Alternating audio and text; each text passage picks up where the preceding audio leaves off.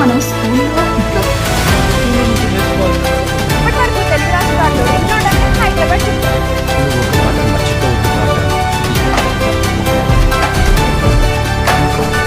TMC meeting జరుగుతుంది. మీకు కావాలంటే ఆడవాళ్ళంతా వెళ్ళాలి. వెళ్ళిన ఆడవాళ్ళని వాళ్ళు చూసుకుంటారు. ఏ అమ్మాయిలు కావాలి, ఏ మహిళలు కావాలి అక్కడ ఉండిపోవాలి, మిగతా వాళ్ళు వెళ్ళిపోవాలి. సెల్లార్లోకి తీసుకెళ్లిపోతారు, వాళ్ళ మీద అత్యాచారాలు చేస్తారు. కబురు పెట్టినప్పుడు రాలేదనుకోండి, రానటువంటి అమ్మాయిని 10 మంది గూండాలు ఎత్తుకొని వెళ్ళిపోతారు. ఒక పెద్ద స్కామ్ జరిగింది మనకి బంగ్లాదేశ్ తోటి.